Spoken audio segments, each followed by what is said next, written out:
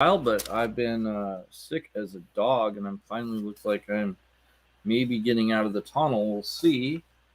And I thought that I would come on today and have the 1, 2, 3, and I am. It's hot again, so I am wearing my uh, T-top. No, I'm not wearing my Andre the Giant singlet, which I don't have one of those yet. I'm actually not quite that big. I'm more of a um, edge size. At least that's what my ex-wife used to think, because I was edge sized. I don't know if I am. I think he might be 6'6". I'd have to look, but hard to say.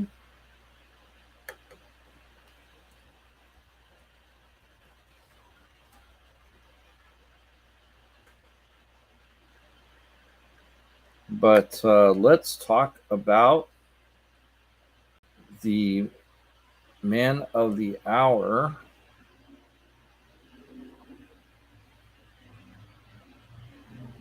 Okay.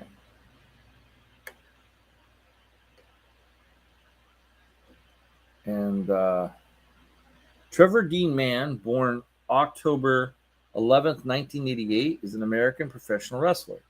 He's currently signed to WWE, where he performs on the SmackDown brand under the ring name Ricochet. That's not as fun as because I used to have the reveal. Kind of messes up the reveal, but that's okay.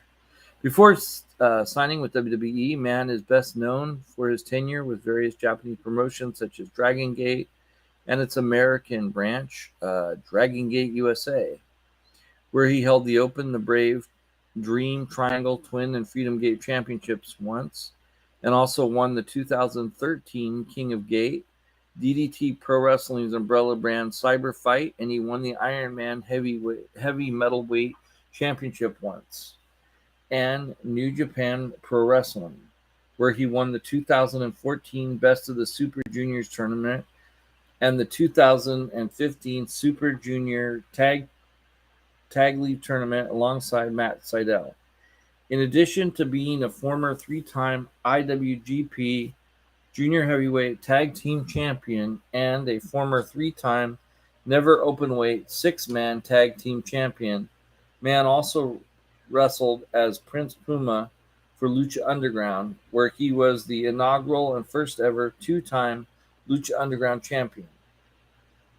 Mann is also best known for his tenure with Pro Wrestling Guerrilla from 2010 to 2018, where he is a former world champion and a two-time Battle of Los Angeles winner, winning the 2014 and 2017 tournaments. Mann also worked for the Philadelphia, Pennsylvania-based Chikara promotion, working under a mask of Helios. After signing with WWE in 2018, Ricochet beat Fabian Aichner in his debut match for NXT and later competed at NXT TakeOver New Orleans and NXT North American Championship. He would eventually win 4 months later in NXT TakeOver Brooklyn 5. He lost the title to Johnny Gargano at NXT TakeOver Phoenix in early 2019. In February 2019, Ricochet started appearing on the main roster, making appearances on Raw and SmackDown Live, and led to him teaming with Aleister Black, winning the 4th annual Dusty Rhodes Tag Team Classic and challenging for the Raw Tag Team Championship at Fastlane and the SmackDown Tag Team Championship at WrestleMania 35. After officially moving to the main roster following WrestleMania 35, Ricochet would win his first main roster title, the United States Championship at Stomping Grounds. He later would go on to the International Championship on an episode of SmackDown 2022, where he became the first wrestler to hold all WWE three major secondary titles, being the United States Intercontinental and North American Championships. Now, Ricochet has been a awesome wrestler and has fought against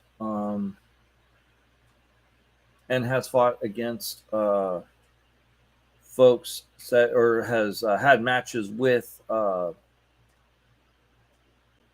Will Ospreay, and so this is really cool. Hey Carlos, how you doing? So he is really cool, and now we're going to look at some of all of the wrestling matches that have happened over the week. And I don't think we have any news that I can think of. Actually, I do have one item. Simon Miller of What Culture has been brought to Mission Wrestling, where he will be wrestling as on the male side of the card. Mission Valley Wrestling is actually a women's league wrestling, and what they're doing is because wrestling's wrestling, the idea being that you have almost all women matches, but they're starting to integrate men into their lineup, so that eventually it could be a larger venue. Mission Valley Wrestling is run by Thunder Rosa, and we wish him all the best, because I think Simon Miller is really good people, and I would love to meet him. And, I'm sure he doesn't know anything about this show because it's very, very small, but definitely want to give him a thumbs up, or it's the finger of the power, so it'd be an up. I want to give him an up. There's your up, Simon, and I hope you do really well. And if I can see your match, I'm going to try and see it, because it should be really cool. And now let's look at SmackDown. SmackDown was pretty good. I actually watched it myself. Just need a little bit of notes, just to kind of have an idea of what happened. It was that was last week. What day would that be? That would be, what day was Friday? The 12th. Okay. So August 12th, 2022. We have a WWE lineup. Where is SmackDown results?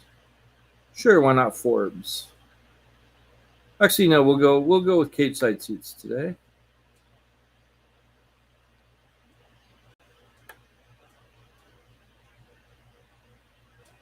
Let's see. I like to get not do it by the. Okay.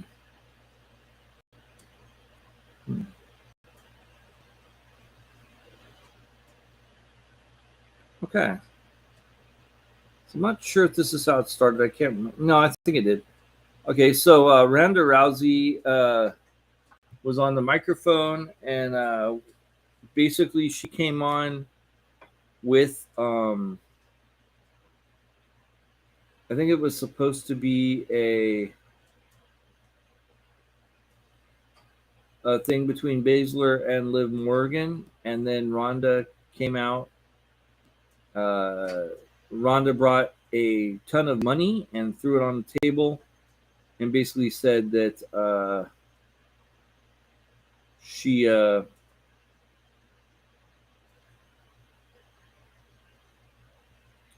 brought, like, she said she had double the fines to pay the fine that she was given. She's supposed to be suspended. She doesn't care. She's a rule breaker. So it's funny because this money was on the table all through the time. It felt a little strange to me. They did further set up Ronda having issues with Shayna Baszler, who was upset about how Rousey was handling herself, because I guess Baszler's not. I don't know why they would have issues with it, but I guess I guess they're changing Baszler, so she'll be more face-like. I don't know. Who was cheered this week for what it's worth. Then they had a contract signing over the fine money, and there was a breakdown of violence. Morgan ended up getting the better of it, but it's becoming increasingly clear her days as champion are numbered. Yeah, because I don't think it definitely felt like they were selling Baszler versus Ronda Rousey. Then it felt like they were selling Baszler. Then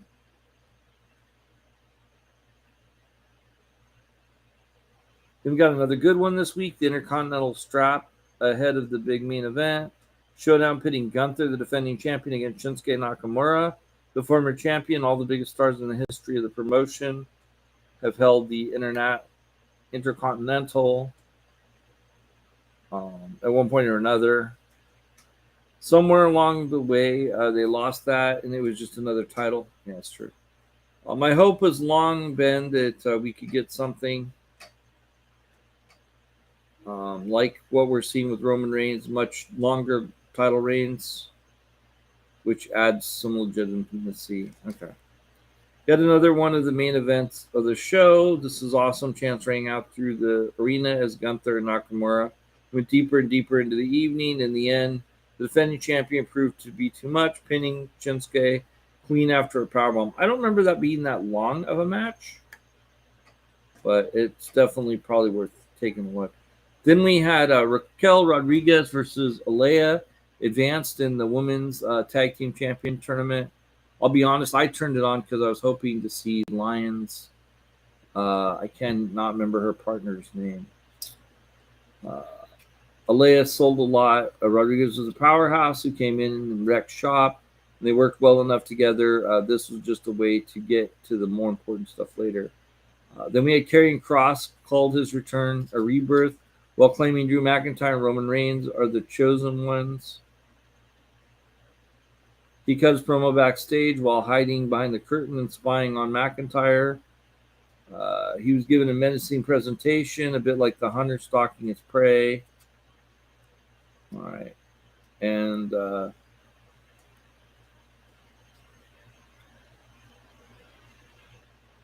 led us to a McIntyre promo where he ran down Reigns for not showing up to work. An unfortunate talking point WWE should get rid of before Scarlett Bordeaux interrupted instead of causing a distraction for Kross. However, it was the Usos who attacked McIntyre from behind. They warned her about Kross stepping to Reigns. She said something unintelligible, and that was the segment. Ivor's splash into Kofi Kingston from the barricade to the stage floor looked legitimately brutal. Hit Row were one of the victims of the mini rounds of budget cut. Yeah, okay. And so they're back. I don't really like this. I don't think I'll be using this column again. But Jimmy Uso calling Sami Zayn and a track star got a big pop out of me. Zayn is still one of the best acts on the show. It's kind of what. So that is from Cage Side Seats. I think I will probably not be using that one again. So let's look at AEW Rampage, which I also saw, believe it or not. But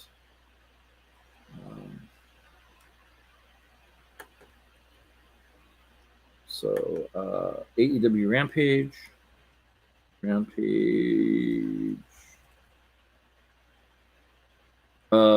13th? Oh, no, it'd still be the 12th, yeah.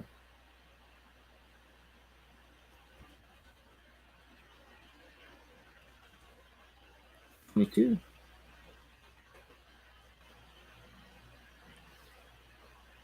Let's try Inside the Ropes.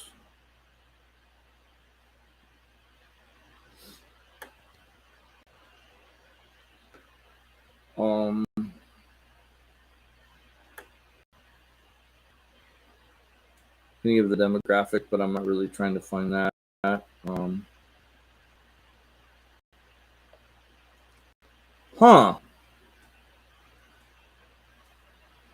Are we not getting a match? We're not getting a match. We're just getting like a little tiny. That's ridiculous. Okay, so we don't want you inside the ropes next time. I will have these more set up aside. I'll be honest. I was watching, like I do. I was watching Back in the Deck, and which is on this channel on Twitch TV /BID_P, and Solar Gray, the cinematic sorcerer, was doing a great conversation on basically players that when they're playing the game, they just think it's kind of all about them. And that was pretty cool. I thought it was interesting. You know what? Let's see if All Elite Wrestling is good. It might be. Who knows? Let's have them do their own little thing and see what we get. Okay, this is their Quake by the Lake. Yeah. So American Dragon, Bryan Danielson was interviewed by Tony Schiavone.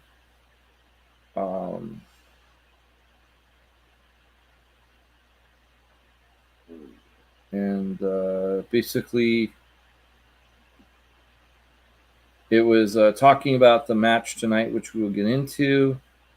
And then we had AAA World Mixed Championship match. Sammy Guevara and Tay Mello, his new wife, versus Dante Martin and Sky Blue. Sammy shoved Dante, and then Tay and Sky began to brawl outside the ring. Dante tripped Sammy and then grounded and pounded him. Sky connected with a big crossbody press off the top turnbuckle to Ty. They traded open palm strikes, but Ty used the double leg takedown. Ty controlled the lower body of Sky Blue and then used an inverted neck crank. Sky used a step-up knee strike on Ty. Sky has been very impressive here. From outside the ring, Sammy distracted Sky, and then Ty blasted Sky with a kick. Sky rallied back and tagged out to Dante. Again, Dante used a double leg takedown on Sammy, followed up by a drop kick, and was right on the money. Dante wiped out Sammy with the tope suicido. Ty grabbed the boot of Dante Martin, keeping him pinned. Dante launched off of Ty's back with a Canadian Destroyer on Sammy for a near fall. Fans chanted, "This is awesome, this is awesome." Sky Blue tagged and put a DDT on Dante. Ty nailed Sky with a thrust kick and then rocked her with a Ty KO. Ty finished off Sky, pinning her. Then we had the Trust Busters, Parker Boudreaux versus the Concrete Rose, Sunny Kiss. I don't know if this was a good fit, but then later they kind of joined together, so it's kind of weird. Parker rams Sunny into the turnbuckle, blasted him with stiff shot. Sunny fought back with an uppercut. Parker chokeslammed Sunny and then drove him down again for the pin. And he is a big guy, and it was impressive, but I'm not sure if it was a good fit for his first match to be Sunny Kiss. Then there was Redbeard, displayed his strength, backing Colton to the corner. Redbeard shoulder blocked Austin. The Gun Club went out of the arena floor to get some coaching from Billy. Danhausen tagged in and quickly ate a shot from Austin Gunn. Danhausen escaped the grips of Austin and tagged out to Eric Redbeard and then hurled Austin over the top rope. He can move for a guy his size. Redbeard nailed Austin with a spinning heel kick for a near fall. Colton broke up the pin attempt, but then Redbeard suplexed the Gun Club and tagged out to Danhausen. Billy Gunn pulled down the top rope while the ref was distracted, and Redbeard toppled out. Austin used his father's famous finisher and pinned Danhausen. Billy got in the ring after the match and said the Gun Club had to toughen up. He said next week they have another match on Dynamite, and maybe they'll prove themselves then. Stokely halfway was in the front row and tried to pass his business card to the Gun Club. Lexi Nair interviewed AEW World Tag Team Champions World Swerve in Our Glory. Keith Lee and Swerve Strickland. Keith Lee and Private Party don't have a chance against them. Swerve in Our Glory volunteered to put the titles on the line against Private Party. Then Tony Schiavone interviewed the champion Hook.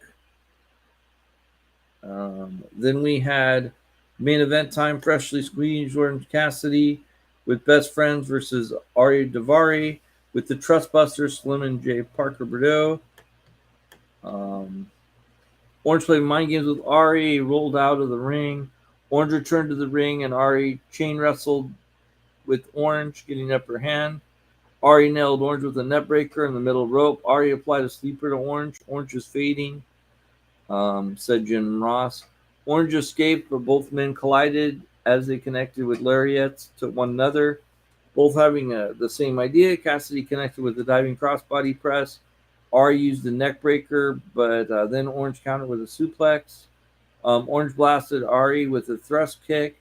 Orange tried with the Orange punch, but Ari countered for near fall.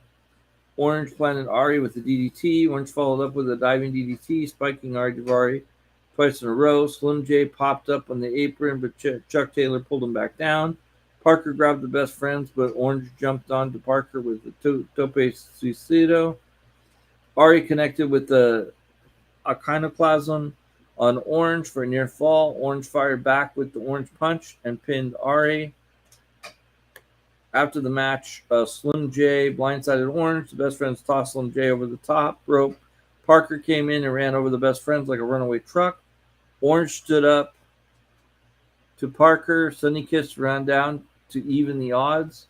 Suddenly, Sunny Kiss kicked Orange with a low blow, allowing Parker to chokeslam Orange. The Trustbusters celebrated with Sunny afterwards. So they might now be on the same side. Hard to say. And then, of course, before that was Dynamite.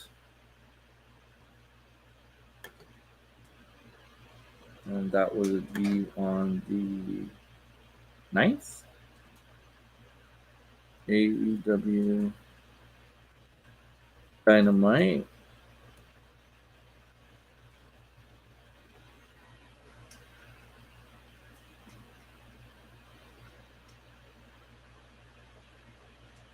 It should be August. I think it'd be August 8th. Yeah, Dynamite. August 8th.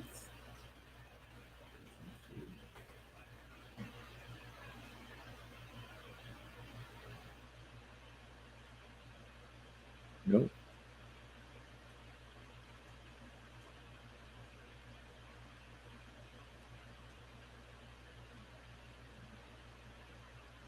It's wrong. Maybe it's not 8th. I'm going to check. 10th. My bad. That'd be the 10th.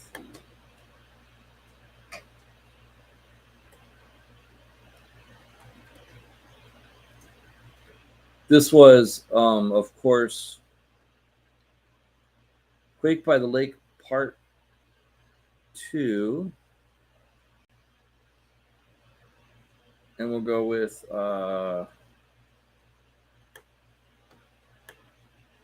now let's hope we can get a good one.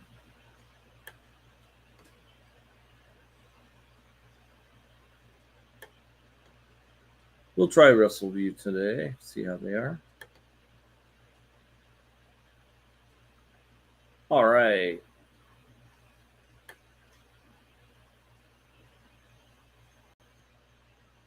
So as King makes his entrance, Allen attacks him out of nowhere. Giant Darby chant erupts. Allen hits King with the skateboard and reveals his cover with tacks as he then grates it across King's face. Camera pans back and reveals King has tacks stuck all in his midsection. King manages to come back with a huge right hand and then throws Allen into the barricade before breaking the skateboard in half. Allen dives off the ring, steps into King and throws him into the barricade. Allen climbs to the top, but King crotches him and and climbs up with him. Alan rakes King's eyes and hits a super code red off the top. Alan pushes King out to the floor and drag him in the coffin, but can't lift the much bigger man. King kicks Alan up and slams him into the barricade repeatedly. King puts Alan on the table on the floor, dives off the top with a splash, but Alan moves, causing the big man to eat the table. Alan sets up for a big dive till the lights go out, and when they come back on, Malachi Black and Buddy Matthews are standing between Alan and King. King Alan decides to dive into them anyway, but Julia Hart trips him. Buddy hits the ring and attacks Alan and beats him down. The House of Black lay Alan onto the table in the corner, and King hits a cannonball on him, sending him through it. Buddy Matthew opens the coffin, but Sting is laying there. He attacks Matthews with his bat, throws him into the ring steps. Sting attacks King with the bat, but then tosses the bat to Black and dares him to come at him. Black teases using it, but retreats instead. Sting decides to go after Black as Alan hits the Tope Suicido onto King. Sting and Black come face to face on the ramp. King slams Alan into the ring steps. King drags Alan into the apron and tries to slam him onto the coffin, but Alan managed to grab the chain that Brody King wears to the ring and blasts Brody with it. Alan literally hangs King with the chain over the ropes.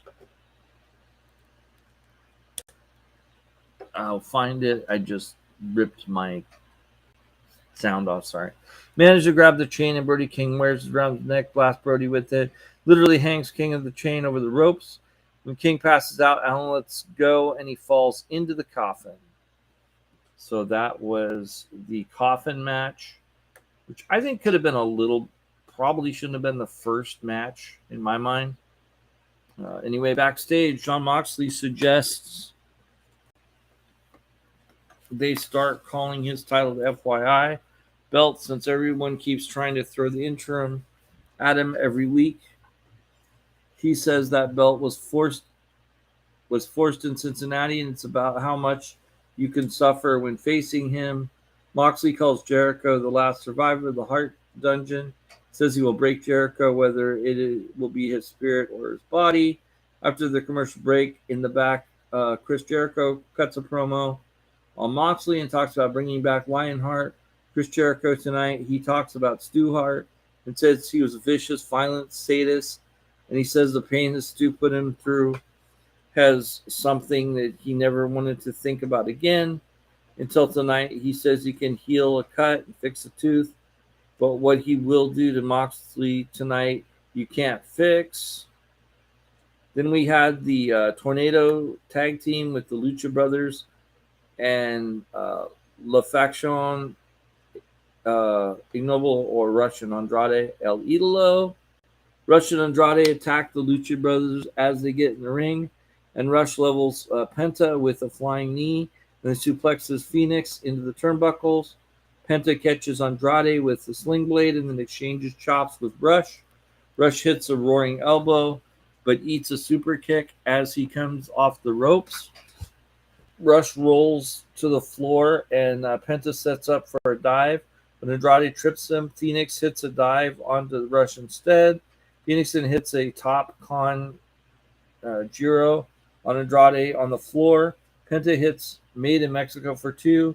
Lucha Brothers go for the LB driver, but Andrade shoves Penta and dropkicks Phoenix in midair. Rush hits a snap power slam on Penta, and then they toss Phoenix on the top of the brother for a near fall. Rush and Andrade throw Lucha Brothers to the floor, and then they hit a stereo somersault Blancas onto them on the floor. Then they hit a series of kicks on the LFI and hits a diving DDT on Rush. Phoenix hits a double spring arm drag Rano combo on LFI. Penta hits the backstabber of the corner of Andrade for the near fall. Penta then Cazadores Phoenix onto the splash for near fall. Lucha Brothers super kick Rush, and then Phoenix dives off of Penta's shoulders with a splash for another near fall. And this looks like a kind of match you're going to want to take a look at. But LFI via pinfall, to La Sombra or Andrade El Idolo. The Young Bucks approach Hangman Dark Order backstage, and they thank Paige for helping them last week. They talk about when they were all part of the Elite, and they apologize to Hangman. Matt talks about Hangman winning the world title in the building, that they say they're proud of him.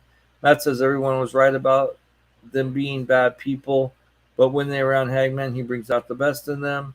They ask him to be their partner in the Trios tournament, but Hangman breaks the news to them that he's not going to be in the tournament because he wants to be in the Dark Order's corner, like they were in the corner when he was going after the world title. He tells them they should have a partner that won't turn his back on them. Then we had Luchasaurus versus Anthony Henry. Luchasaurus, basically a squash match. Christian Cage appears on the screen and says he would come out and slap the out of Jungle Boy, but people in Minneapolis still deserve to see him in person.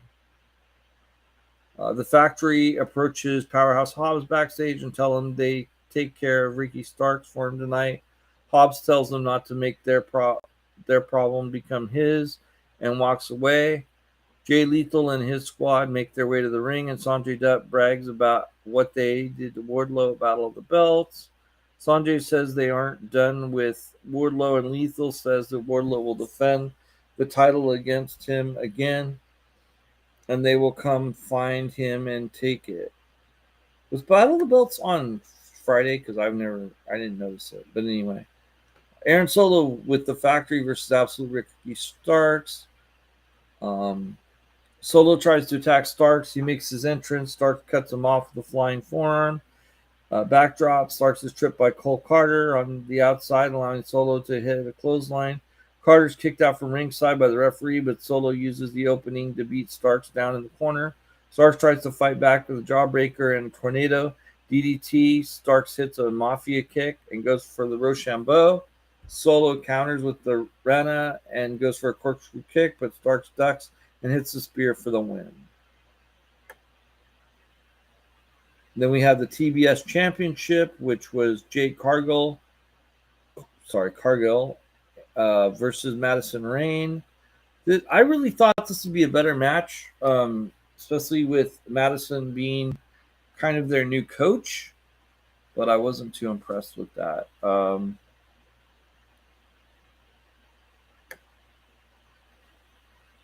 Then we had the Death Rider, Jon Moxley versus Lionheart, Chris Jericho. This was a great match. I'm really not going to sit here and break it down because it is really good and you should see it. So go see this match. And that was Dynamite. And then I think we're going to cut time. I was going to go on to NXT. But I think instead of that, I am going to discuss the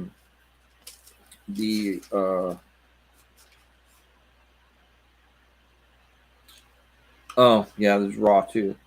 Before I do any of that, though, I want to discuss where we get our T-shirts, which is TeePublic. You could get a shirt with the background right there, and with the 1, 2, 3 on it, and that money goes to us so that we can provide the best programming. So if you go on to TeePublic, I guess I can't get it on here. Maybe I have to add it here now. Do I? Doesn't it be a ticker ad, or is that a... No, that's ticker. So yeah, so I have to add it here. Okay, so that's you go on to this right here.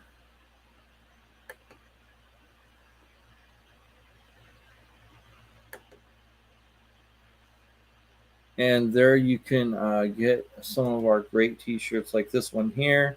We have about 3 different colors of the 1, 2, 3 T-shirt. You can get stickers. You can get bags. You can get books. You get all kinds of great, cool things. And all of those help us out. We really appreciate it. and that's a tpublic/stores/gaming-fixx. And also, if you want to help us out more, we have a Patreon, and we actually are going to have a magazine. Maybe what we'll do, because we do have a Patreon, we might have a wrestling magazine and a gaming magazine, so that way, depending on what you want to do, you'll be able to put either that you're in it for the gaming or in it for the wrestling. We will something like that, or maybe I'll separate the patrons at some point. But right now, we're not doing that. So you go into Patreon, the Real Gaming Fix, and you can help by donating, and we really appreciate that. Now let's look at what's going to happen on Dynamite. The big question, of course, is who is the Young Bucks partner going to be? And a lot of people think it's going to be Kenny Omega returning, and I don't think that that's not going to happen. But we might see before. It might be It might be like a switch where Brandon is the partner to start, or something like that. I don't know how they're going to do that, or Switchblade or someone like that. I don't know. It might be a big surprise that we hadn't thought of in a while. I can't think of anyone else besides Kenny Omega, so I think it's probably going to be Kenny Omega. And then all the rest of them, I don't know. Like Daniel Garcia versus Daniel Bryan. I would hope that Daniel Bryan just wins. I don't really understand why this has gone to be such a thing, since it really should just be a win. I think we'll probably hear from CM Punk, but I don't know. He's probably going to challenge Moxley for the title, not the interim, but the actual title at All Out. And I think I don't know about the Gun Club versus I can't remember who they were going against on that one. I wasn't super impressed. This is for House of Dragon tonight, and that's going to be in about 15 minutes. I don't know. I think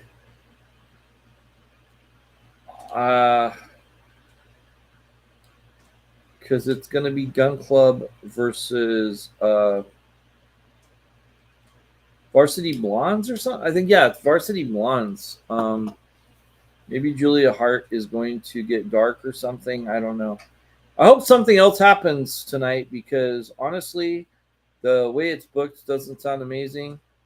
But it's still booked compared to WWE, where they just, kind of have things happen and there's no planned card.